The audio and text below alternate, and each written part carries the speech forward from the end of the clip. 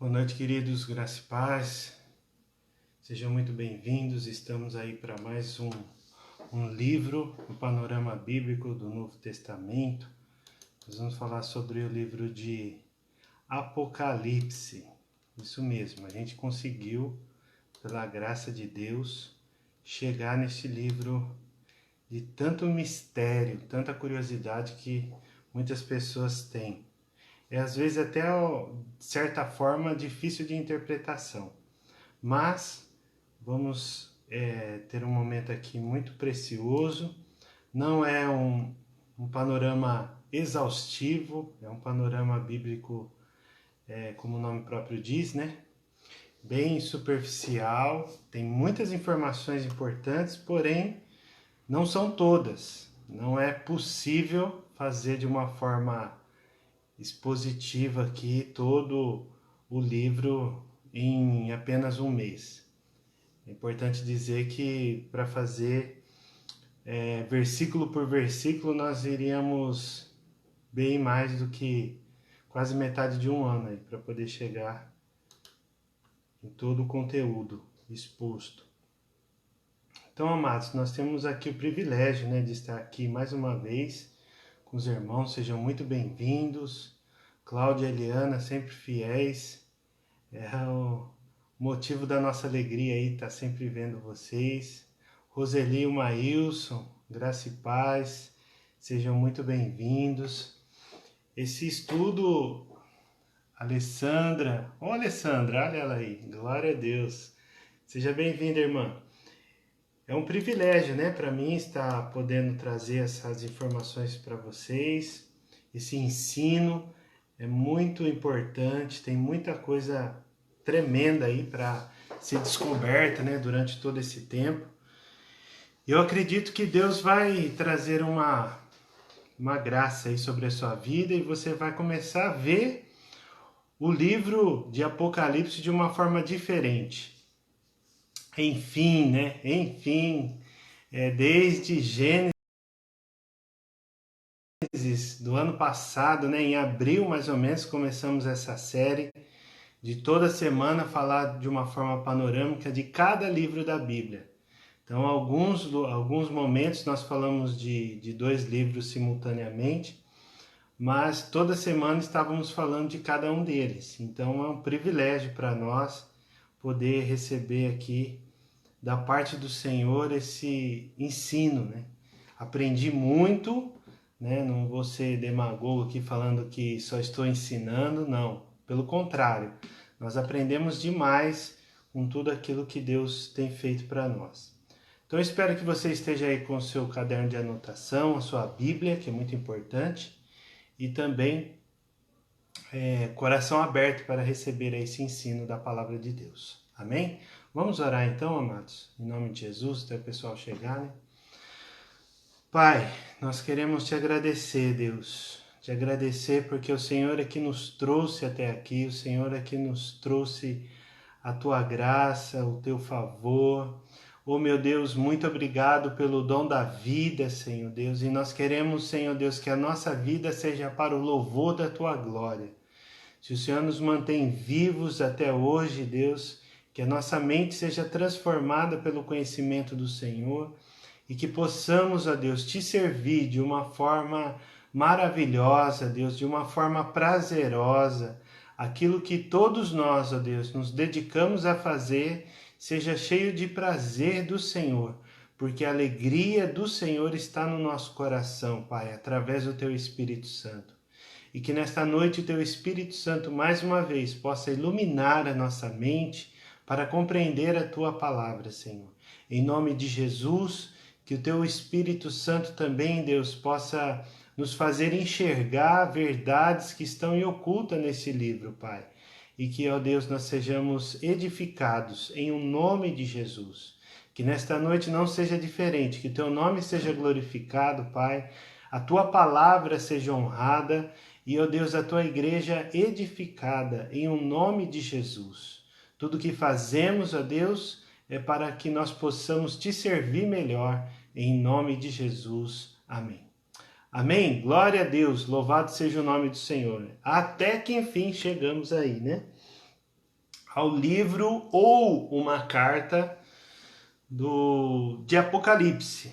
Apocalipse. Então, antes de a gente entrar aqui propriamente dito, nos pormenores, é interessante dizer, primeiro ponto, a morte.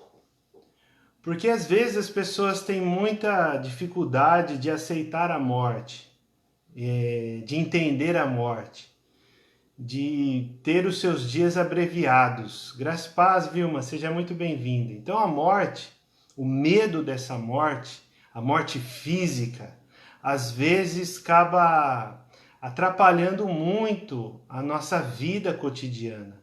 Então às vezes as pessoas têm tanto medo que elas se sentem paralisadas por não conseguir desenvolver as suas atividades normais por conta do medo. Graça e paz, Juliana e Welton, sejam muito bem-vindos. Então, da ideia aqui do medo da morte até a segurança da vida eterna, esse período, graça e paz, Valdão, seja bem-vindo. Nesse período de nós entendermos a vida eterna, existe o medo da morte. Quem não tem medo de morrer? A maioria das pessoas não querem morrer tão cedo. Poucas delas preferem ir mais cedo, mas a grande maioria não. A grande maioria quer demorar bastante, né, para que a morte física chegue. Agora, do medo da morte até a vida eterna, então tem um processo que a gente vai passando, vai caminhando, vai construindo através do conhecimento da verdade bíblica. Então, através do conhecimento da verdade bíblica é que nós vamos nos moldando, né? Nós vamos nos construindo na fé da palavra de Deus essa certeza que traz essa segurança, a certeza da fé bíblica, da vida eterna no Filho de Deus, que traz essa segurança de viver uma vida abundante aqui na terra. Então, quando nós olhamos o livro de Apocalipse, muitas pessoas olham assim, falam, meu Deus, é uma coisa muito misteriosa, tem muitas coisas ali que me confunde a cabeça. Agora, veja bem, de todos os outros livros que nós já estudamos, todos eles da Bíblia, chegamos aqui no número 66, o livro da Bíblia. Agora nós temos uma base muito mais estável para que a gente possa entrar nesse livro e não ser surpreendido por algumas coisas que geralmente a crença popular divulga. Então a crença popular ela quer divulgar o quê? Aquele medo, né? Aquele horror, aquele mistério, tudo aquilo que é oculto. Isso chama muita atenção de muitas pessoas. Mas a certeza dessa guerra aqui que nós vamos ver é muito mais triunfante do que um filme de ação. Então nós temos que entender essas verdades aqui. Só que é um livro também, por certa forma, polêmico. Polêmico no sentido do quê? Por exemplo, sobre escatologia, que é o estudo do fim. Então, quando nós olhamos para a escatologia, nós vemos várias correntes, vários entendimentos ali que as pessoas defendem de uma forma tão veemente que acaba ofendendo o seu outro irmão. Então, por conta desses desequilíbrios, né? Quando nós falamos sobre a soteriologia, outra doutrina também, né? Dentro da teologia sistemática, a escatologia é uma delas e também a soteriologia é uma delas. O que é soteriologia? É o estudo da salvação. Então temos duas correntes principais, que são os calvinistas e os arminianos. Então existe muito conflito, principalmente na internet, que hoje as pessoas pensam e já falam. Então tem muito conflito ali e as pessoas parecem que estão defendendo um partido político que taxa veementemente o seu irmão em Cristo, né? Com uma pessoa aí toda errada, né? E dentro também da escatologia, nós podemos voltar e falar sobre o milênio. O que é o milênio? O milênio é os 1000 anos que nós vemos lá nos capítulos finais deste livro. E temos 3 correntes dentro dessa. Antes de mais nada, quero frisar aqui, destacar que nós somos pré-milenistas. Então eu vou explicar de uma forma mais superficial isso daqui. Eu não quero entrar muito porque tem bastante informação sobre o livro. Eu julgo que hoje o ponto será esse. Mas o pré-milenismo, o amilenismo e o pós-milenismo são três correntes diferentes. Então as pessoas defendem que Jesus vai voltar pela segunda vez e nessa volta ele vai estabelecer aqui a sua igreja e por um tempo vão estar permanecendo na terra, mas quando for derramado a ira do Senhor sobre toda a terra, a igreja sobe, né? É arrebatada ali de uma forma que tem um lugar separado para que para que Jesus possa governar sobre esse novo céu e a nova terra. Tudo é um trâmite, né? Uma linha do tempo, são os acontecimentos que o pré-milenismo julga que vai acontecer. O amilenismo já diz que não, diz que a igreja Jesus vai voltar e já vai subir e não vai ter milênio nem aqui nem lá, então nenhum lugar. Então eles não acreditam no milênio. E tem o pós-milenismo, que eles acreditam que é uma construção do reino de Deus, do governo, e nós vamos estar participando meio que sem saber do milênio aqui. Quando Jesus voltar, ele vai voltar só depois que cumpriu já esses 1000 anos. A princípio parece meio confuso, mas tem um livro do Eric Million, que ele é um pastor batista, que ele explica de uma forma imparcial as três correntes. É muito interessante.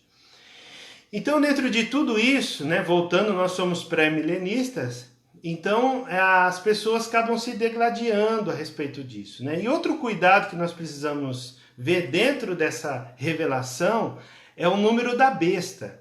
Para você ter ideia, por esses dias, nós ouvimos dizer que uma pessoa não tomou a vacina achando que é a marca da besta. A marca que vai controlar tudo, uma forma econômica e vai ter o governo de tudo. Então, tudo isso não tem consistência quando nós consideramos o contexto histórico. Aquele homem bíblico, o que ele estava pensando? O que João estava pensando quando ele estava escrevendo a respeito do livro de Apocalipse, o livro da Revelação?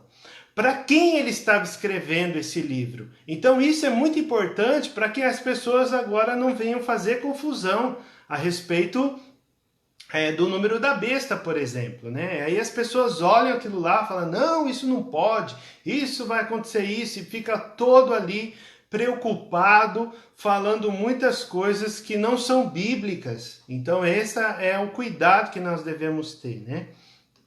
Então vamos lá, diretamente aqui. O livro da revelação de Jesus Cristo, né? Entregue aqui ao apóstolo João, um dos 12 apóstolos, como nós dissemos nas outras semanas, é um dos apóstolos que viveu mais tempo, né? E o filho de Zebedeu, né? É um registro histórico que o Senhor falou aos seus leitores para aquele povo. Então, o apóstolo João, ele tem uma missão, né? Ele escreveu essa carta ou esse livro, né? Nós vamos ver que a estrutura é de uma carta. Dentro do início dela, como na sua conclusão, nós vamos ver que a estrutura é de uma carta. Porém, como é uma carta muito comprida, né? Vamos dizer assim, então é chamado de livro. De outra forma, também nós encontramos todos os livros da Bíblia, né, de uma forma numérica aí de 66 livros. Então também é dito dessa forma, como livro também. Mas esses são só detalhes para vocês aí. Kátia e Rafael, graça e paz, sejam muito bem-vindos. Então essa ilha, queridos, primeiramente é importante dizer que ela ficava ali, é uma pequena ilha, né, rochosa, um arquipélago ali em frente ao mar Egeu. E nesse lugar onde existiam essas prisões. Então, Domiciano, o imperador daquela época, no ano 95, né, no primeiro século na nossa era, foi que resolveu, por causa de Jesus e o seu testemunho, prender o apóstolo João, porque o apóstolo João era uma pessoa muito influente principalmente na Ásia ali, né? Junto com Pedro, que nesse tempo já foi crucificado, e também Tiago no início, né? Então esse lugar, um lugar hostil que o apóstolo Paulo que mais viveu entre os outros. O que é importante dizer aqui, por que ele foi preso? Né? Por que ele foi preso? Ele foi preso por conta disso, por conta do nome de Jesus e não ceder também ao culto ao imperador. Tudo que aconteceu ali, queridos, na província da Ásia, hoje não é a Ásia que nós conhecemos, lá do Japão, da Coreia, não é essa Ásia.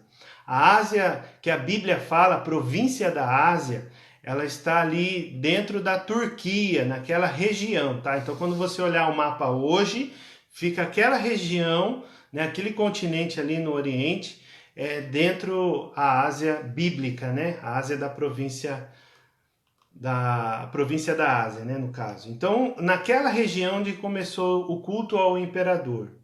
Então, o resultado disso foi que os primeiros cristãos sofreram muita perseguição por conta disso. Para vocês terem uma ideia, quando vocês lerem o capítulo 2 de Apocalipse, vai ver a carta também para Pérgamo, que era uma cidade onde existia a igreja. E lá existia o quê? O trono de Satanás. Então esse trono de Satanás estava ali para quê? Para receber culto. Então eles usaram ali também uma forma de estar cultuando ao imperador. Então tudo começou ali naquele miolinho, naquela região, naquela geografia. Por isso que trouxe tanta perseguição, né? 2 motivos foram o culto ao imperador e os martírios. Então as pessoas morrerem por causa do nome de Jesus. Essas foram as 2 perseguições que João está profetizando aqui ainda. Aconteceu de uma forma significativa antes de João escrever essa carta? Com certeza, vários episódios aconteceu isso e nós temos registros bíblicos a respeito dessa perseguição. Agora, de uma forma tão extrema, né, tão violenta, foi depois dessa carta, né? Que aí, no decorrer do tempo, vocês podem ver dentro da história como que aconteceu até Roma ser totalmente destruída, certo? Então o livro, de uma forma geral, ele fala do triunfo de Cristo. Então quando nós olharmos para esse livro, nós temos que pensar o quê? Jesus venceu o mal. Jesus Cristo, o Cordeiro de Deus, libertou o povo, né? Encerrou toda a atividade ali maligna que estava trazendo condenação aos filhos de Deus. Então Deus ele trouxe através de Jesus a solução de toda a era, né? De todas as eras. Hoje existem muitas coisas acontecendo? Sim, acontecem, mas não podem tirar a vida eterna do cristão. Então esse é o ponto. Jesus trouxe essa vitória, como nós vimos lá no capítulo 12, né? Versículo 1 e 2. Então o livro trata da guerra santa entre o poder soberano do Senhor contra Satanás, trazendo salvação eterna para o povo que manteve-se fiel na perseguição. O papel das pessoas é vencer o inimigo, né? Pelo sangue do Cordeiro e pela palavra do testemunho que deram diante da morte, pela perseguição do Estado. Então Roma estava pressionando, o imperador romano, todos eles pressionavam para que todas as pessoas se curvassem diante dele. Mas isso trouxe grande conflito, né? Graças a paz, Jaque, seja bem-vinda, você é família, louvado seja Deus.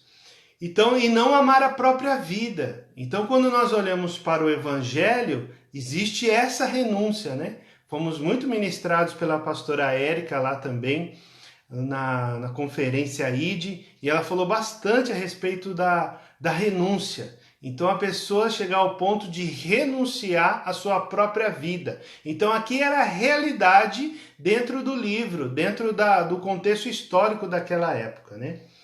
E como já derrotou Jesus, né, o dragão, o profeta maligno aqui, né, no caso, e também a serpente, Todos eles, essa tríade é toda maligna. E Jesus triunfou a respeito disso por meio do quê? Da morte e da ressurreição de Cristo. Então o Messias é arrebatado no céu, como nós vemos lá no capítulo 12. Então todo o livro ele está ali dentro disso. Tem muitas informações que poderíamos falar aqui, mas nós não temos tempo. Então eu preciso que você, se ainda não leu, né, se você não está no grupo da igreja, pede para se inscrever lá no grupo da igreja. Lá nós temos todas as informações. Não vai dar tempo para explicar tudo, que é muita coisa.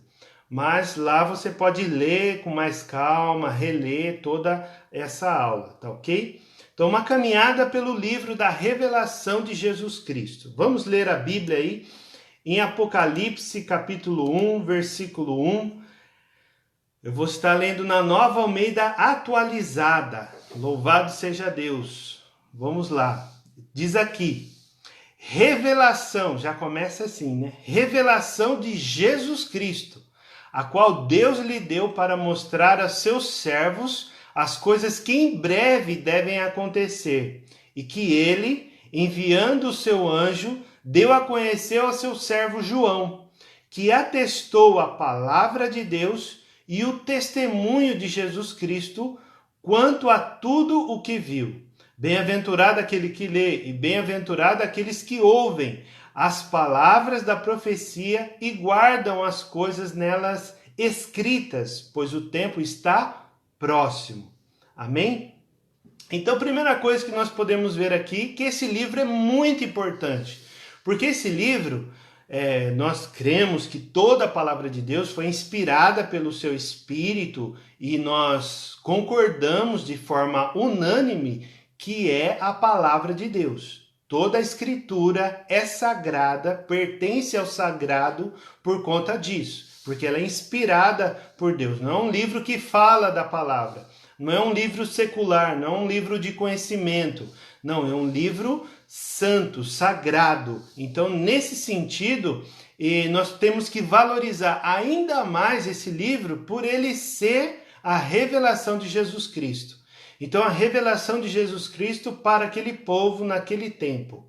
É como o Billy Graham diz, que a palavra de Deus é tão atualizada que se você abrir, é como se você abrisse o jornal de hoje, né? Então, você está abrindo a palavra de Deus, você vai ver notícias que estão condizentes com os nossos dias. Isso é uma verdade, né? Isso nós podemos afirmar.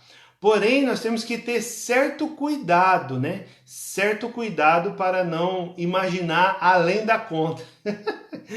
Né? Então, tem muitas coisas assim que as pessoas viajam muito, né? Porque o oculto traz muita curiosidade, muito suspense. Aí as pessoas vão viajando na maionese, né? Então, aqui é importante o quê? Que é a revelação de Jesus Cristo. E mostrou tudo isso que ele vai ver a partir do capítulo 4, né? A partir do capítulo 4, que Deus mostrou para João, mostrou tudo isso a seus servos, as coisas que em breve iriam acontecer. Então, em breve, naquele contexto, aconteceu já nos próximos séculos, 2, 3 séculos, houve muita perseguição até o Império Romano perder a sua força. Mas até isso acontecer, muitas pessoas morreram. O que Nero fez na sua loucura, na sua insanidade como imperador antes da década de 70, foi algo assim muito escandaloso aos nossos olhos. Mas isso era só um pouquinho da maldade que estava por vir sobre os cristãos daquele tempo, principalmente no decorrer dos outros séculos. Se você tiver a oportunidade, nós vamos colocar aí no grupo do WhatsApp da Igreja Batista alguns vídeos que contam a história, principalmente depois de Apocalipse. Então nós vamos ver do primeiro século até na Reforma Protestante, eu acredito que tem bastante informações. São 4 vídeos bem curtinhos, vou estar colocando para vocês. Graça e paz, a Márcia, o Márcio e a Fátima, louvado seja Deus. Glória a Deus. Então, amados, também naquela época não era diferente. As pessoas que liam o livro precisavam ser umas pessoas que tinham mais habilidade na leitura e liam em voz alta. Então, bem-aventurado aquele que estava lendo, né? Que estava lendo para a congregação, lendo para a igreja do primeiro século. E bem-aventurado aqueles também que estavam ouvindo lá com muita atenção, né, e de certa apreensão, porque é a palavra de Deus que estava sendo revelada. Então eles estavam ouvindo com muito cuidado, com muita destreza, porque a habilidade naquela época era poucos que tinham na escrita, no conhecimento, na cultura. A maioria eram pessoas mais simples, que não tinham tanto acesso à educação. Então, mas eles tinham um ouvido muito aguçado e tudo que eles ouviam, preste atenção nos nossos dias, é da mesma forma. Tudo que as pessoas ouvem que tem pouco conhecimento, não sabem ler, por exemplo, e escrever, mas aquilo que você fala para ela, ou aquilo que elas ouvem, elas vão conseguir registrar aquilo de uma forma muito mais capaz do que a gente que está sendo ali alimentado com várias informações frequentemente, né? Então esse é o primeiro ponto aqui, queridos. Aí depois nós entramos no versículo 4, né? O versículo 4, ele vai estar falando a respeito do destinatário das cartas. Olha quanta informação tem, já foi metade da aula. Meu Deus. Mas vamos lá, os destinatários da carta. Para quem que ele escreveu? Principalmente, é como no versículo 4 está dizendo, vamos ler aí. Está dizendo o quê? João, às 7 igrejas que estão na província da Ásia. Que a graça e a paz estejam com vocês. Da parte daquele que é, que era e que há de vir. Da parte dos 7 espíritos que estão diante do seu trono. E da parte de Jesus Cristo, a fiel testemunha, o primogênito dos mortos e o soberano dos reis da terra. Aquele que nos ama e pelo seu sangue nos libertou dos nossos pecados e nos constituiu reino, sacerdotes para o seu Deus e Pai. A ele a glória e o domínio para todo sempre. Amém. Eis que ele vem com as nuvens e todo olho o verá, até mesmo aquele que o transpassaram. E todas as tribos da terra se lamentarão por causa dele. Certamente. Amém. Como diz o versículo 8 aqui, o último. Eu sou o alfa e o ômega, diz o Senhor Deus, aquele que era, que é e que há de vir, o Todo-Poderoso. Então aqui nós vemos tudo aquilo que ele vai falar durante o livro todo. Então ele já está trazendo aqui várias informações. Uma das coisas, para quem ele está escrevendo essa carta. Então, para 7 cartas que nós vamos ver a partir do capítulo 2. 2 e 3 nós temos lá as 7 igrejas. Aí nós temos também outra informação, que ele está dizendo aqui no versículo 7. Eis que ele vem com as nuvens e todo olho verá. Então quer dizer o quê? Quer dizer que quando Jesus voltar pela segunda vez, todo o olho verá. Você imagina isso? Você aqui no Brasil, você aqui na cidade de Araraquara, outra pessoa lá em Fortaleza, no Ceará, outra pessoa lá em Lisboa, em Portugal, outra pessoa lá em Seul, na Coreia. Então, várias localidades e todo olho o verá quando ele voltar. Aleluia, louvado seja o nome do Senhor. Isso é tremendo, isso é bíblico e é essa a esperança que nós temos que ter quando ele voltar. Então, quando ele voltar, eis que ele vem com as nuvens. Então, da mesma forma que nós olhamos lá no início, no capítulo 1 de Atos, quando ele subiu na sua ascensão, as pessoas também viram que ele está dessa mesma forma que ele vai voltar. Então isso é tremendo, né? E aqui tem outras considerações também que ele está falando. Aí ele explica, né, o contexto histórico, né, que nós estamos vendo a partir do versículo 9. Aí nós entramos no contexto histórico. Aqui é introduzido 3 personagens da carta, ou livro, né? João, que é o apóstolo que está escrevendo, recebendo, Jesus que está falando, e também a igreja, que são as 7 igrejas, né, da Ásia. Então João retrata o motivo que ele foi preso, né? Estar preso. Ele está preso por quê? Por causa do sofrimento de Cristo e seu testemunho. Então você imagina, quando uma pessoa politicamente, né, quer frear a influência sobre a população, desde aquele tempo, o que ela faz? Ela vai lá e prende ele. Vai lá e aprisiona ele para ele não ter voz. Então a ideia qual que é? Não deixar essa pessoa ter voz. Então João, ele não tinha voz direta sobre as pessoas, principalmente da Ásia, né, de todas as igrejas. Possivelmente ele estava remetendo também essa carta para a igreja que ele também pastoreava, que era a igreja de Éfeso. Só que a palavra de Deus ela não para, ela não se aprisiona. Ela não é material, ela é espiritual. E como Deus é tão poderoso, ele permitiu que essas cartas fossem escritas e hoje nós temos esse testemunho. Então pode ser que você tenha curiosidade de olhar esses registros também lá no Antigo Testamento. Se você olhar Daniel capítulo 7, versículo 13, no capítulo 10 de Daniel, versículos 5 e 6, Ezequiel 43, Isaías 48, nós vamos ver várias coisas paralelas. Aí tem um ponto importante. Qual que é? Que quando o profeta, o pastor, o homem de Deus, a mulher de Deus vai pregar, ela não vai ter ideia da cabeça dela. Ah, Deus me revelou uma coisa aqui. Não, Deus não revela mais nada. Deus ilumina a palavra dele para a edificação do seu corpo.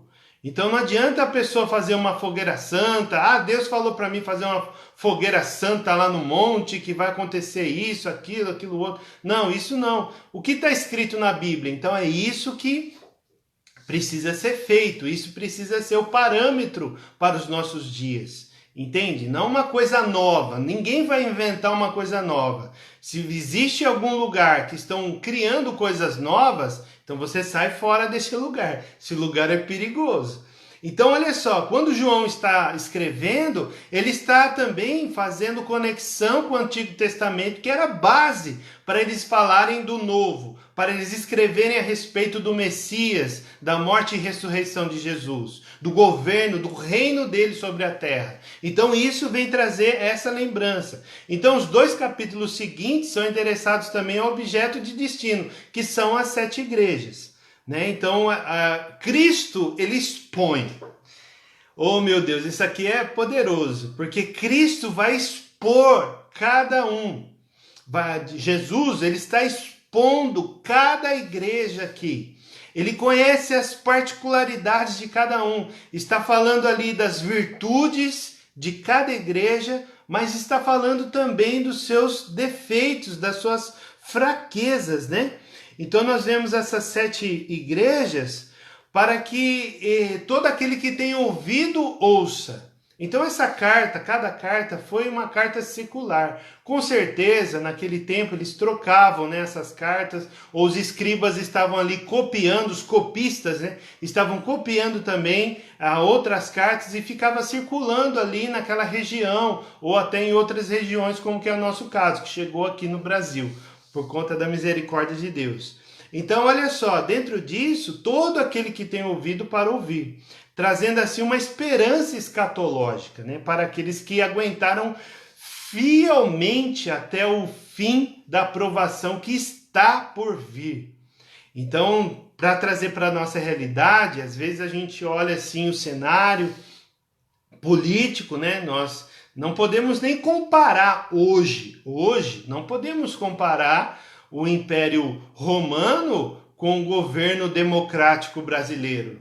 Então, isso desde todo o tempo, desde quando todos nós aqui nos conhecemos por gente. Então, isso não é compatível, porque eram outras realidades, outros tipos de perseguição, outras situações. O governo da ditadura tinha alguma coisa mais veemente, né? Mas era uma questão política, não uma questão cristã.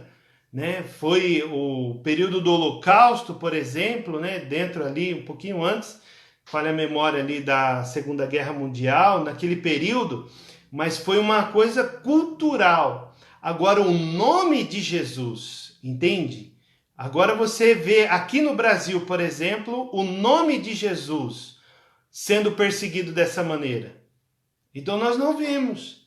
Então quando nós não vemos essa realidade, então não podemos comparar literalmente o que está acontecendo lá no Império Romano com hoje o nosso governo. Agora, outros países, sim. Outros países que o cristão não tem voz, não tem palavra, aí sim nós podemos reconhecer isso, que aquelas pessoas estão passando por muita perseguição e até a morte por conta disso. Agora o Brasil, queridos, o Brasil é uma terra maravilhosa, que nós precisamos continuar orando e profetizando para que venha o reino de Deus sobre este lugar. Amém, queridos? Então nós temos lá 7 cartas, vamos passar aqui bem rapidamente. Nós já entramos aqui no capítulo 4. Aqui são visões introdutórias. A cena no céu e na terra. Então até o capítulo 8 nós vamos ver aqui situações bem peculiares, né? Abra sua Bíblia aí em Apocalipse no capítulo 4. No capítulo 4, versículo 1 diz assim: depois dessas coisas, quais coisas? Que Jesus se apareceu, a teofania, né? A manifestação do divino, essa comunicação com o homem, e esse homem bíblico, nós vimos ali no primeiro capítulo, depois a escrita para todas as igrejas. Nós temos aqui muitas informações e entramos agora. Depois dessas coisas, olhei e eis que havia uma porta aberta no céu. E a primeira voz que ouvi, que era como de trombeta, ao falar comigo, disse: suba até aqui. Que experiência, hein? Meu Deus, cara, é uma coisa assim surreal, né? E eu lhe mostrarei o que deve acontecer depois dessas coisas. Então, essas coisas que já haviam sido escritas e que iriam acontecer num momento mais breve. Então Jesus, imediatamente eu me achei no Espírito, e eis que havia um trono armado no céu, e alguém assentado no trono. Olha só essa imagem, né? Então isso é muito relevante. Então aqui nós vemos uma visão do trono celestial. Então quando nós olhamos para o trono, João primeiro vê a majestade incomparável e eterna de Deus. Olha só que tremendo que é isso, o Criador. Segue-se a visão do leão de Deus, o cordeiro que foi morto e que por meio da sua morte triunfou sobre o dragão na guerra santa. Por causa da sua obra redentora, Cristo é adorado com Deus e considerado digno de revelar os retos juízos divinos. Então, quando nós olhamos essa imagem que João está escrevendo, nós podemos lembrar também como um pano de fundo daquilo que que João está escrevendo, olhando mais uma vez para o Antigo Testamento. Quando olhamos lá em Ezequiel capítulo 1, Isaías capítulo 6, quando eles viram o céu, então o que eles enxergaram lá? Então essas coisas, Isaías também capítulo 11, versículo de 1 a 11, Gênesis 49, quando fala do leão, que revelam a linguagem escrita e não assustadora. Ninguém se assustou com isso. Todo mundo tremeu por conta do temor a Deus. É diferente. Mas não era uma coisa nova, não era uma coisa assim, descobriram a roda agora. Não. O que João está vivenciando, que é glorioso, que é majestoso, já foi vivenciado por outros profetas, como o profeta Ezequiel, como o profeta Isaías, né, e outros escritores. Então isso não era novidade para eles. Então aqui nós temos a abertura dos selos. A partir do capítulo 6, pulando um pouquinho, nós temos aí o seguinte, seguimos no texto e encontramos 3 visões. A partir de agora são 3 visões. A primeira, dos selos, a segunda, as trombetas e a terceira, as taças. Então são 7 selos, 7 trombetas e 7 taças. Foi algo que João viu e escreveu para a igreja. E quando ele recebeu essa visão, ele estava também colocando a associação no Antigo Testamento também. Então, se você olhar de uma forma da Páscoa, por exemplo, lá de Êxodo, quando eles estavam saindo do Egito, as pragas do Egito, quando você olhar nessa perspectiva, você vai encontrar bastante paralelo nesse sentido. E você vai ver que João está recebendo essa revelação do próprio Cristo, mas também olhando para desse ponto de vista, né, dessa percepção, desse pressuposto, olhando para que as pessoas enxergassem que da mesma forma que o Senhor Jesus, como nós vimos lá na carta de Judas, o próprio Jesus tirou o povo do Egito, assim também ele vai fazer com o império, vai trazer o juízo sobre Roma, né, que nós vamos ver daqui a pouco, mas nada diferente, nada novo assim, né, de uma forma nova.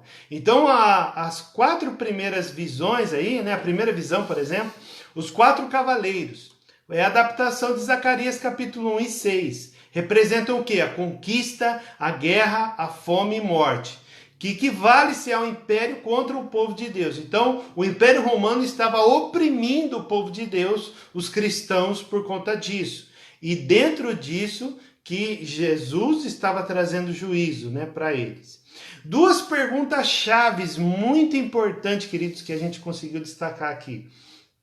Primeiro, os mártires, aqueles que já morreram, né? João estava ouvindo, os mártires. Até quando? Até quando? Então eles estavam clamando no sentido do quê? De estarem vendo aquilo que poderia, que vai estar dizendo aqui, né? E houve que vai piorar antes de melhorar, né? No capítulo 6, versículo 10 e 11. Então até quando vai suportar isso? Aí depois nós vemos a segunda pergunta: quem poderá suportar o dia da ira divina? Então a corrente do pré-milenismo, né? Pré-tribulacionismo também, que é uma outra coisa, mas a igreja vai permanecer ali por 7 anos e meio e a igreja vai ser tirada desse contexto para não receber a ira, porque não vai estar recebendo, não vai conseguir, ninguém consegue, né, receber a ira de Deus. Então aqui a pergunta é: quem poderá suportar o dia da ira divina? E quando o quê? Malaquias capítulo 3, versículo 2. Olha quantas coisas tem no Antigo Testamento, né, importantes. A resposta vem com o interlúdio. O que é interlúdio? Uma pausa ali, né? Essa pausa para trazer essas respostas, essas 2 perguntas. Os que suportarão serão aqueles selados por Deus, aqueles separados. Então, aqueles lá dentro do primeiro século, né? Dentro do primeiro século. Se Jesus vir todo esse juízo na nossa geração, então nós seremos também, pela misericórdia e graça de Deus, seremos selados para suportar tudo isso, né, que estava por vir. Mas, aqui nós estamos falando do contexto histórico também, né? Não podemos esquecer isso. Então, como a visão da Guerra Santa, notamos que a formação da batalha em Números capítulo 2 é semelhante, né? Os 144 mil. Então, quando a pessoa olha lá os 144 mil, outras religiões vão estar falando que só os 144 mil vão herdar. Não tem nada a ver isso daí, viu? Não tem nada a ver. O que tem a ver é o quê? A linguagem que João está vendo e está escrevendo. Está remetendo o quê? Lá, Números capítulo 2. Entende? A formação. Então aqui já está dando um spoiler daquilo que vai acontecer no capítulo 12. Mais ou menos assim para você entender. Então o 7º selo marca os 7 anjos com trombetas. O silêncio tem um propósito. Então o céu ficou em silêncio cerca de 30 minutos. Observe que os juízos prestes a ser revelados são uma resposta direta às orações dos santos. Então aquelas perguntas, então está sendo respondida no capítulo 8. Ok? Pulando aqui já, capítulo 8, versículo de 6 até o 11, versículo 19. Os juízos preliminares temporais sobre o império. Isso aqui é muito importante, por quê? Porque se nós olharmos lá o Antigo Testamento, no Egito veio muito juízo, só que esse juízo não trouxe arrependimento para o povo. O povo não se curvou diante de Deus e falou, não, agora o Senhor dos Exércitos é o nosso Deus e não vai existir outro Deus. Não, eles só pararam, seguraram ali a mão e deixaram o povo ir.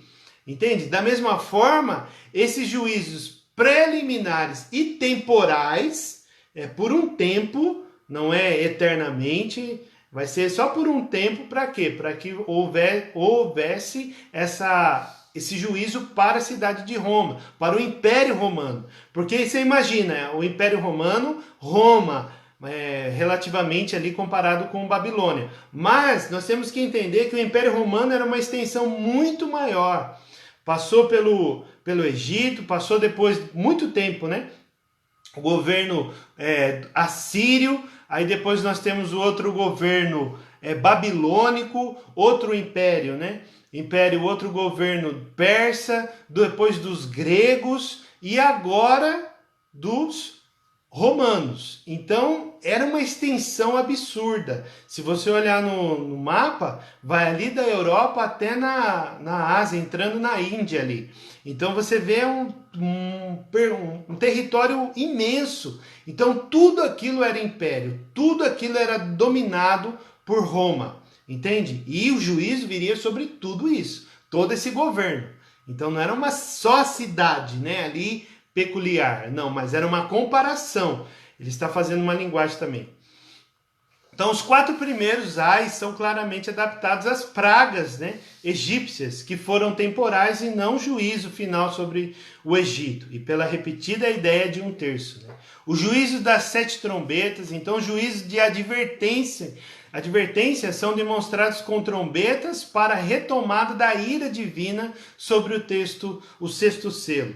Então, observe como João adapta as 3 pragas contra o Egito para enquadrar Roma. Entende? Então, olha só a ligação. Então, se você olhar nessa perspectiva, você vai encontrar muita semelhança. Então, nada é novo, hein? Apocalipse tem muita informação do Antigo Testamento. O rio tornando em sangue, dividido em 2 partes, mar e água seca, a primeira praga, a escuridão, a 9ª praga. Então, tudo isso já tem alusão lá, né?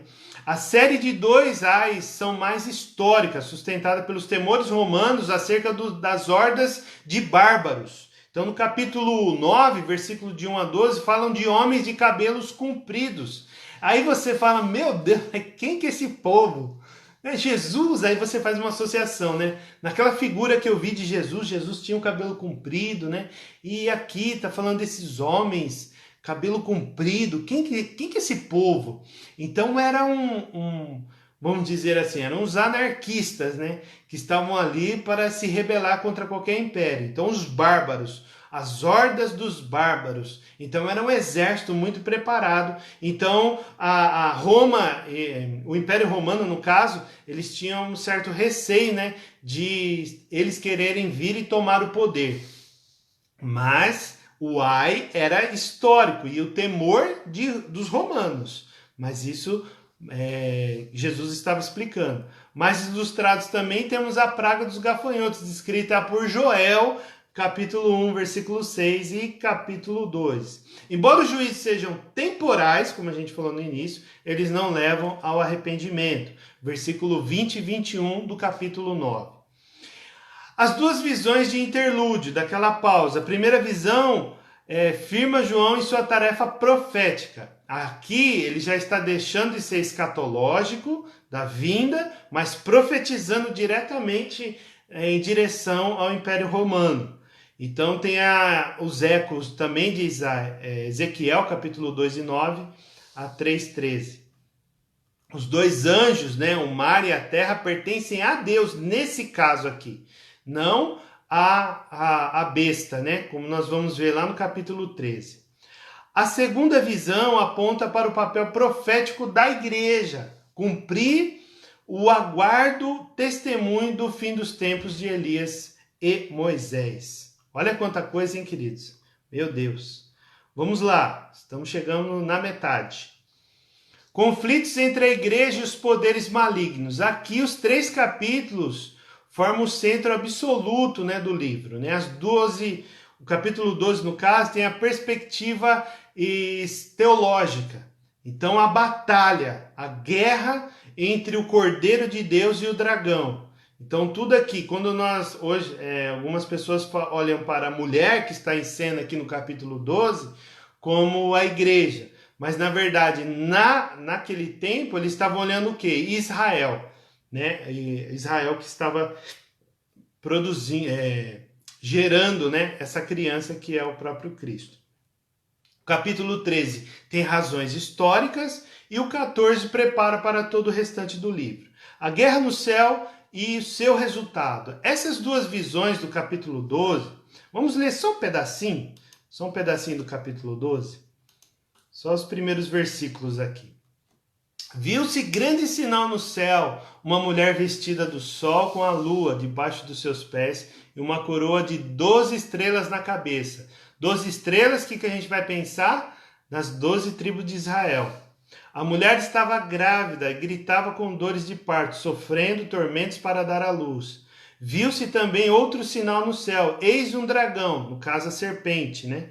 Grande, vermelho, com 7 cabeças e 10 chifres, e nas cabeças 7 diademas. A sua cauda arrastou a terça parte das estrelas do céu, as quais lançou para a terra. E o dragão se deteve diante da mulher que estava para dar à luz, a fim de devorar o filho dela quando nascesse. Ela deu à luz um filho homem, que nós entendemos que é Jesus, que há de governar todas as nações com cetro de ferro.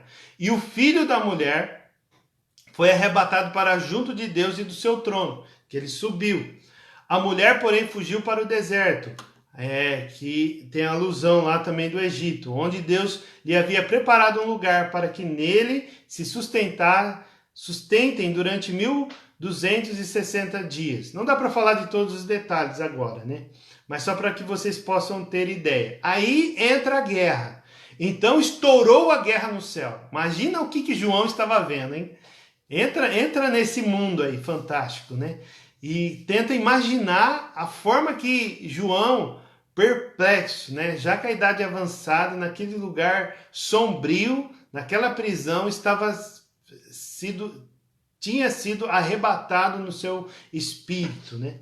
Então nós vemos aqui todo esse contexto, não dá para ler tudo, né? Mas só para que você possa ter ideia. Então, desse modo, a salvação já chegou e Satanás foi lançado na terra. Portanto, lembrem-no, ó céus, celebrem-no ó céus, porque Jesus subiu, né? Mas o fim ainda não chegou, sabendo que seu tempo é limitado. Satanás perseguirá o povo do Messias e o povo vai vencê-lo por meio da morte de Cristo e de seu próprio testemunho, até mesmo a ponto de morrer. Aí no capítulo 13, que é histórico, eles vão estar falando do contexto histórico. Quer dizer contexto histórico? Naquele tempo, para os sofrimentos dele, profetizando como Satanás vai persegui-lo. As restrições econômicas, né? Porque aquele que não tinha o selo, a marca 666, não poderia comprar nem vender, era limitado, né? Então o Império Romano ele conseguia controlar isso. E aquele que não adorava não recebia a marca dos 666, que é uma ilusão, né? Também é um nome de Nero, o sofrimento, né? que ele trouxe ali para todo aquele povo. Tem bastante informação, né? Mas fica firme aí, queridos. Não sai, hein? Em nome de Jesus. E também, queridos, o que acontecerá por terem eles negado prestar adoração ao imperador? Então, a perseguição por conta disso. E tem duas bestas. Agora, não é daqui, não. A besta, né, maligna. A besta do mar e a besta da terra. Então, a besta do mar é uma adaptação da quarta besta marinha citada por Daniel. Então, se a gente voltar lá no livro de Daniel, no capítulo 7, nós vamos ver essa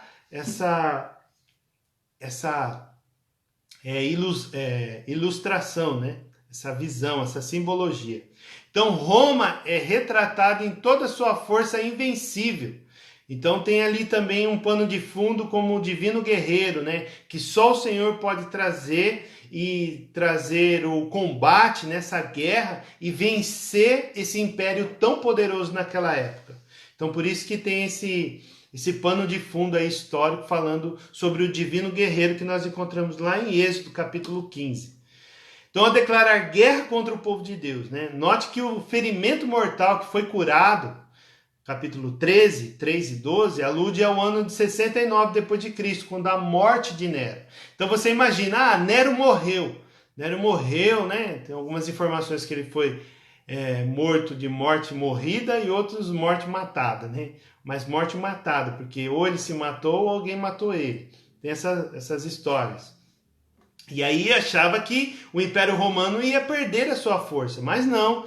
Veio os seus sucessores, 3 imperadores sucedendo a morte de Nero, e aquilo tomou uma proporção que eles continuavam ainda muito fortes, né? Esse império dominava muito. E eles achavam que ia entrar em colapso e, por exemplo, não entrou. O fato disso não ter acontecido foi o que fez com que ela não permanecesse invencível, né? Não parecesse invencível. Aí tem a segunda besta da terra, representa o sacerdote do culto ao imperador, costume lá que surgiu na Ásia, como nós já falamos, na província da Ásia. O capítulo 14, aqui é o resultado da guerra, já foi aquela guerra lá, o capítulo 12, 13, o contexto histórico, e agora nós temos o 14, que é o resultado dessa guerra santa. Então, quando você lembrar a Guerra Santa, você vai lembrar do quê? De Deuteronômio, de Juízes, né? De todas aquelas que nós vimos lá no Antigo Testamento. O divino guerreiro vinha sobre o povo de Israel e o povo de Israel prevalecia, às vezes até sem lutar, no caso de Josafá, nem lutava contra ninguém. E eles lá, os povos, não vou lembrar agora de cabeça, mas os povos daquela época lá, que se levantavam, né, os assírios, os amorreus, que se levantavam contra o governo, eles se degladiavam lá, brigavam entre si, tinha toda aquela confusão. Então isso era a ação do quê? Do divino guerreiro.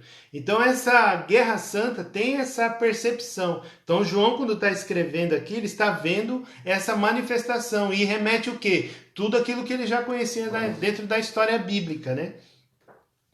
E tem 2 situações, a justificação e o juízo, o resultado dessa guerra. A justificação, porque eles criam no nome do Senhor Jesus e não se dobraram ao imperador, e também o juízo sobre o Império Romano. Então a sequência de visões estabelece a cena para as visões finais, retratando primeiro os mártires redimidos, aqueles que morreram, né, como primícia sobre o monte Sião escatológico, aí no comecinho do capítulo 14, e a queda de Roma, a ilustração pela linguagem da Babilônia, como juízo profético, né, do Antigo Testamento. Então você vê que essa coletânea de breves vinhetas no capítulo 14 prepara o caminho para o restante do livro. Como fazem as visões gêmeas, né, da colheita futura do povo de Deus e o juízo sobre Roma. Então é muito claro saber que essa Babilônia, eles não falavam diretamente, porque essa carta poderia passar por inspeção e dos romanos, né, do exército romano, e ali identificar claramente, né, que eles estavam falando contra o governo, contra o Estado. Por isso que existia toda essa simbologia, tá ok? E agora nós vimos os 7 selos, as 7 trombetas e agora as 7 taças. Sempre 7, né? O juízo divino contra a Babilônia, no caso a Roma, né? Nós temos um prelúdio aqui, e esse prelúdio retorna João ao céu. Então a visão dele estava profética contra Roma, contra o juízo do imperador, divino, né? O Deus divino trazendo juízo pelo imperador, no imperador, e agora João volta ao céu, lá remetendo aos capítulos 4 e 6, né? Enquanto os mártires cantam o cântico de Moisés e do Cordeiro, uma mensagem exuberante que nós encontramos em todo no Antigo Testamento. Babilônia é julgada, as 7 taças da ira de Deus, né, derramada de forma que as 4 primeiras são adaptações das pragas do Egito, como nós já vimos. É importante destacar que a terceira É o lex talionis. Quem vai lembrar disso daí, hein? Levanta a mão aí se você lembra. Olho por olho, lembra? E dente por dente, que nós vimos lá em Levítico, nós vimos também na lei, no livro deuteronômico. Então, a lei deuteronômica, né? Essa lei, ela estava remetendo a isso, que trouxe muito esse resultado, essa terceira taça aqui, no caso, olho por olho. Por quê? Porque da mesma forma que o Império Romano estava matando os profetas, os selados pelo Senhor, que viraram mártires, o sangue deles também ia ser derramado. Então, olho por olho, dente por dente, mais ou menos assim. Então, o interlúdio nesse caso também é visível, breve e enigmático, um chamado à prontidão e uma referência ao Amargedon, que é o Amargedon, que é a guerra, né, que está por vir. Enquanto a última taça da ira repete o terremoto do sexto e ao mesmo tempo que continua o tema da praga, o granizo. Vamos correndo aqui, queridos, que o nosso horário já deu, mas estamos caminhando para o final. Resumo, o conto original das duas cidades. Aqui, a primeira coisa que nós temos que ver, que é a parte triunfante, né? A guerra foi muito importante, a visão que João teve, e tudo isso é visão, né? A partir do capítulo 4 até no 22, tudo é visão. Tudo é visão que João recebeu do próprio Cristo, que foi arrebatado em espírito, né, para receber isso, essa visão. Então essas duas cidades, então que representam duas mulheres simbolicamente. A primeira é Roma. Então a Roma é uma prostituta opulenta. Então essa prostituta que estava ali governando e aliciando muitas pessoas.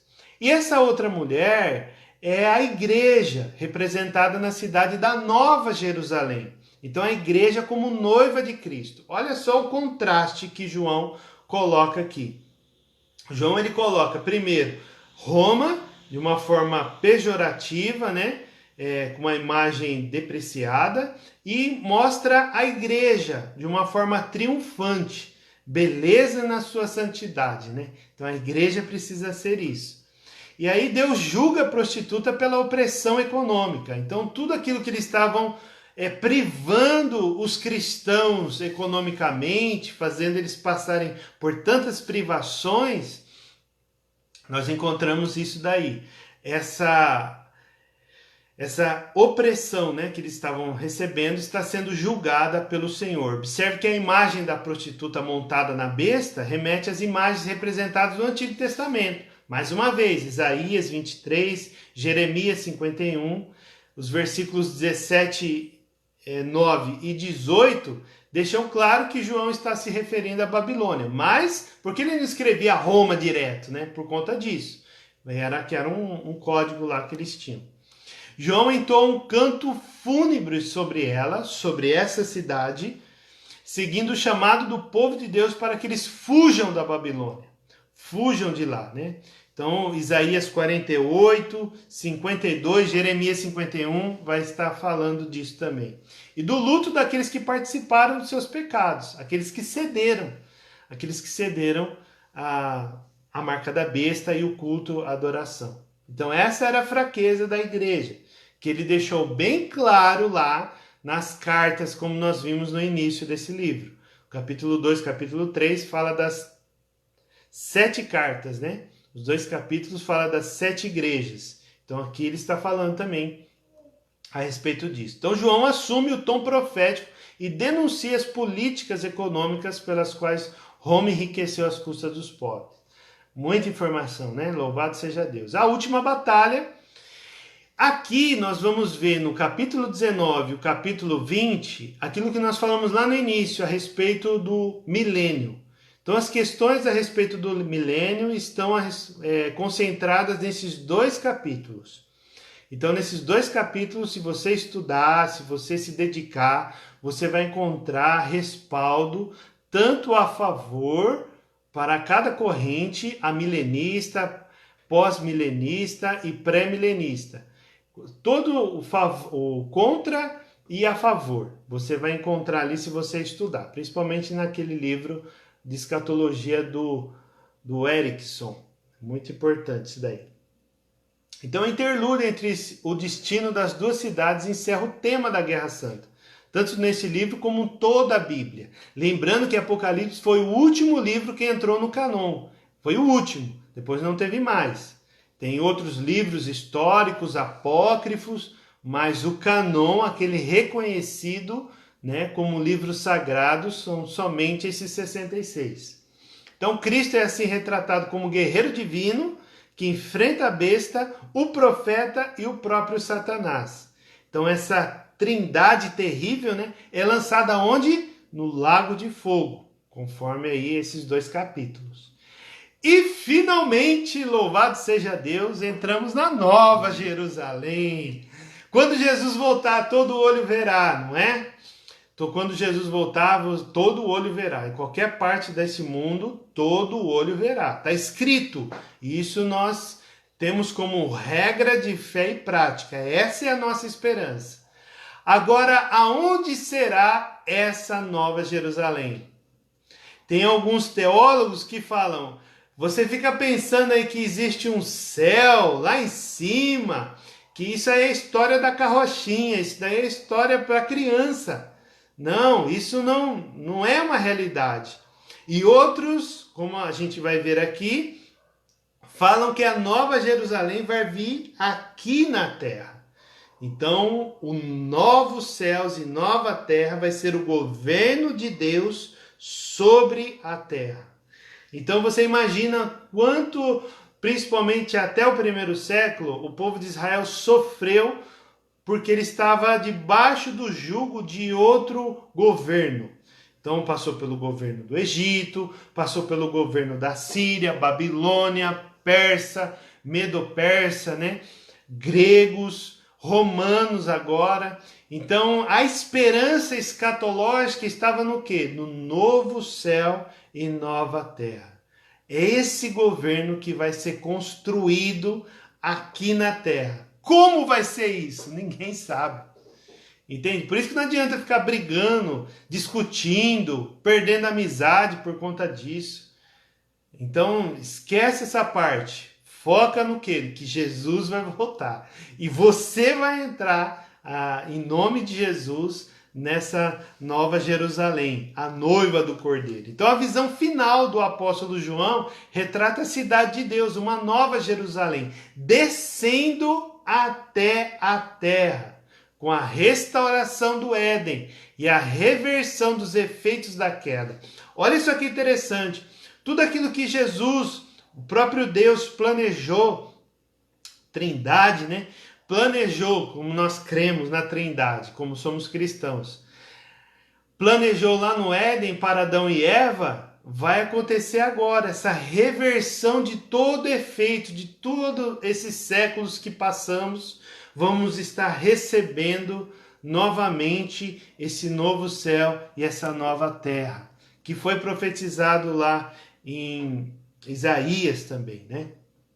Então podemos destacar 2 coisas. A cidade ecoa a linguagem e as ideias da visão de Ezequiel acerca do tempo escatológico, com a glória de Yahvé retornando ao templo.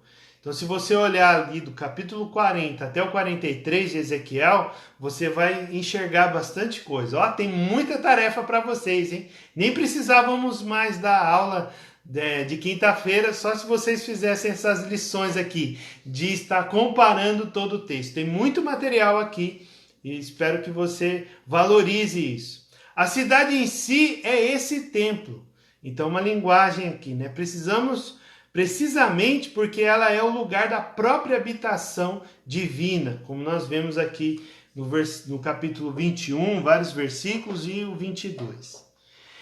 E, finalmente, no capítulo 22, versículo 12 a 21, nós podemos reconhecer esse final aqui, essa conclusão da carta ou do livro, porque ecoa muito o epílogo, né? O encerramento, a conclusão, com o prólogo, o início, a introdução lá que nós vimos do capítulo 1, versículo de 1 a 8. Então a visão de João tornou a forma de carta. João exorta seus leitores e a nós a participar da grande futuro de Deus por meio da vinda de Cristo. Uau! Glória a Deus, glória a Deus, glória a Deus. Aleluia, louvado seja o nome do Senhor. Que livro, hein? Que livro. Melhorou agora a sua cosmovisão, o seu pressuposto, o seu ponto de partida? Ficou um pouco mais claro? É lógico que nós não esgotamos todos os assuntos, todas as simbologias, existe muita simbologia, então não dá tempo, né, para você. Mas com isso nós queremos encorajar cada um dos nossos irmãos que estão assistindo aqui, que perseveraram em todas essas aulas. Para quê? Para que você possa entrar dentro da palavra de Deus. Conhecer como pensa o homem bíblico, como pensa cada escritor da palavra de Deus. Qual que foi a comunicação dentro dessa revelação que eles receberam através da inspiração do Espírito Santo para escrever esse registro tão importante que nós temos. Isso é maravilhoso, queridos. Isso é maravilhoso, é maravilhoso. E que você possa se sentir encorajado a cavucar mais. Porque você imagina, a gente só molhou a sola do pé. Quando você tem um oceano na sua frente, a palavra de Deus tem muita coisa. Tem muita coisa para ser revelada. Então você imagina, se você ficar 30 dias agora, daqui para frente, um exemplo, né? 30 dias daqui para frente, só estudando o livro de Apocalipse, você não vai terminar. Vai ter muito assunto, tem muita informação, tem muita revelação, tem muito mistério de Deus que Deus pode iluminar sua mente e você conseguir enxergar.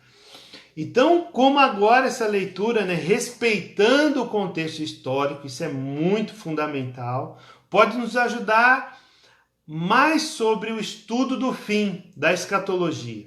Nós vimos escatologia no livro de Isaías, em Tessalônica, nós vimos em Daniel, nós vimos em Ezequiel, nós vimos muitos livros do Antigo Testamento falando, e também do Novo, né? O próprio Messias falando do final dos tempos, mas você vê que é um conjunto.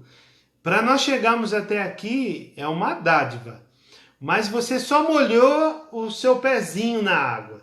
Imagina você na praia. Quem conhece praia aí sabe como é bom esse negócio. Então você chega, você olha fecha os seus olhos aí e pensa aquele mar, né? Aquele mar imenso. Então você, com esse estudo, só molhou o seu pezinho ali na água. Então tem toda aquela imensidão de conhecimento para você mergulhar. Eu espero do fundo do meu coração, né, que você possa ser despertado nesse conhecimento. A nossa oração é essa, todo esse trabalho é esse, é que você possa se familiarizar com a palavra de Deus, a ponto de você ser espontâneo na hora de pregar esse evangelho. Então você ter conteúdo dentro da sua mente, no seu espírito, das suas experiências com Deus, que também são muito importantes, mas também do conhecimento. Porque, como um judeu fala, né? Herschel, se a gente está estudando aí, e ele fala assim, que o judeu sem a Torá é um judeu obsoleto. É um judeu que não tem base, não tem fundamento, porque a própria revelação de Deus está na Torá. Então, trazendo para o nosso cristianismo, não existe só oração, entende? Existe relacionamento e comunicação com o nosso Deus. E essa comunicação só é possível dentro desse contexto aí da palavra de Deus. Que usamos de uma única matéria, né? O panorama bíblico por todos esses meses, né? Existe muita água nesse oceano. Eu quero te convidar a você a participar na próxima semana da série, a nova série. Nós passamos por toda essa série, agora a próxima semana nós temos uma nova série que é a série do Sermão do Monte. Então vai ser algo assim mais minucioso, não vai ser algo mais tão panorâmico como nós vimos todos esses meses, mas agora nós vamos ver versículo por versículo do Sermão do Monte. São 3 capítulos, mas nós vamos por perícope. Por cada pedacinho, nós vamos discorrer aqui sem pressa, sem pestanejar, mas concentrado nos ensinamentos, na ética cristã que nós temos que aprender. Amém, meus queridos? Louvado seja Deus, muito feliz por esse trabalho e cremos que o Senhor está conosco nessa missão. Porque se não fosse Deus, nós não conseguiríamos chegar a esse ponto. Então isso é o início. Se você voltar em todas as aulas lá para trás, você vai ver que tem muita informação que nós construímos e trazemos ali um alicerce para você entrar e estudar a palavra de Deus. Amém? E é uma verdade que às vezes as pessoas... eu quero começar a estudar, mas eu não sei nem por onde, né? Eu não consigo entender muita coisa. Por quê? Porque a pessoa quer aprender a Bíblia, né? Os 66 livros, os 1.600 anos de histórias, as culturas de 40 escritores em uma semana. Não dá. Não dá. Isso é algo para longo prazo. Então nós temos que pensar, você quer o certificado da sua graduação, ensino superior, em 30 dias. Imagina, não dá. Você precisa estudar semana por semana, aula por aula, para você chegar até lá. Então nós vamos ter, né?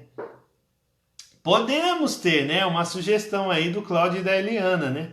Vai ter um estudo minucioso do Apocalipse também. Vai levar uns 6 meses, né? Mas a gente, assim que voltar presencial, vamos fazer indicação de livros para que você possa continuar estudando também. Amém, queridos? Louvado seja Deus. Eu estou muito feliz por esse trabalho, por aquilo que Deus permitiu que a gente fizesse. Uma coisa muito simples, muito objetiva, mas muito sólida também, consistente, né? Eu louvo a Deus pela vida de todos vocês. Vamos orar então em nome de Jesus. Pai, nós queremos te agradecer, Deus, pela tua graça e a tua misericórdia.